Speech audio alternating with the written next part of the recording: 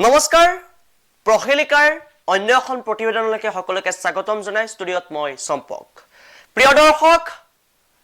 আমাৰ লক্ষ্য হৈছে আপোনালোকৰ প্ৰশ্নৰ উত্তৰসমূহ লৈ অহা আপোনালোকক কিছু নজনা কথা তথ্য আপোনালোকলৈ আগবঢ়োৱাৰ আজিৰ এই প্ৰতিবেদনখনত আপোনালোকৰ বাবে লৈ আহিছো আমি এনে এখন প্ৰতিবেদন যিখন প্ৰতিবেদনত আপোনালোকে নজনা কিছু তথ্য আপোনালোকে আজি লাভ কৰিব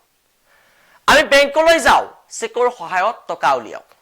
চেক পাতত লিখো তাত লিখিব লগা তথ্যসমূহ আৰু সেই চেক পাতত তথ্যসমূহ লিখাৰ পিছত এটা শব্দ ইউজ কৰো সেই শব্দটো হৈছে অনলি শব্দটো লিখাৰ পিছত এডাল চিন দিও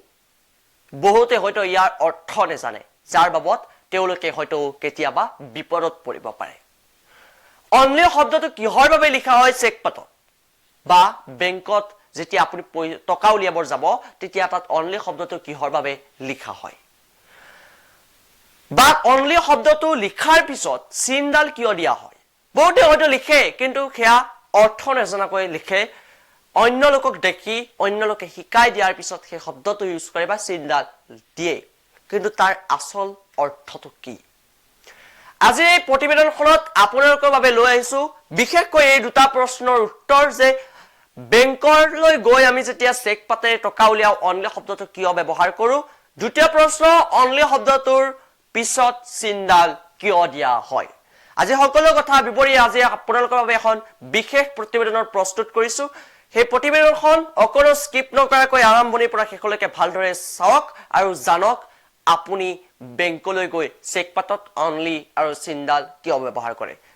আৰু এই প্ৰতিবেদনখন চোৱাৰ পিছত হয়তো ভাবো যে আপোনালোকক বিপদত কেতিয়াও নপৰে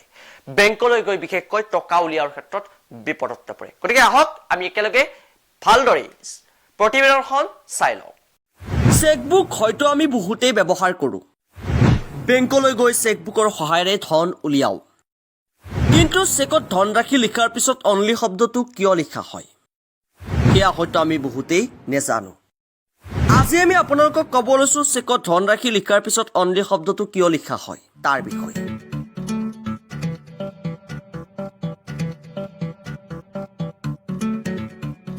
বেংকলৈ আমি টকা থবৰ বাবে যাওঁ টকা উলিয়াবৰ বাবে যাওঁ বহুতক বেংকত টকা উলিয়াৰ সময়ত চেকপাত ব্যৱহাৰ কৰা দেখিবলৈ পাওঁ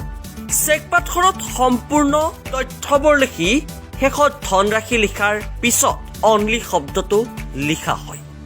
কিন্তু আচলতে এই অনলি শব্দটো লিখাৰ অৰ্থটো কি আচলতে অনলি শব্দটো মূলতঃ প্ৰতাৰণা ৰোধ কৰিবলৈ লিখা হয় অনলি শব্দটো লিখিলে কোনেও মূৰ্খ বনাব নোৱাৰে ধৰি লওক আপুনি কাৰোবাৰ নামত ৩০,০০০ টকা চেক কাটিছে টকাৰ পৰিমাণত লিখিছিল ৩০,০০০ মাত্ৰ অৰ্থাৎ ৩০,০০০ টকাৰ পিছত কোনো শব্দ সোমাব নোৱাৰে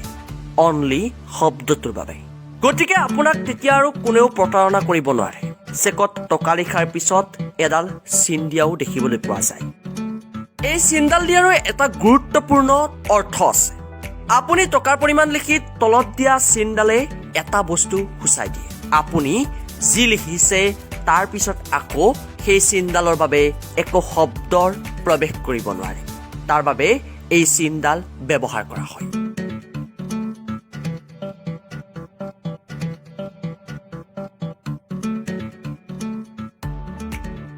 ধন্যবাদ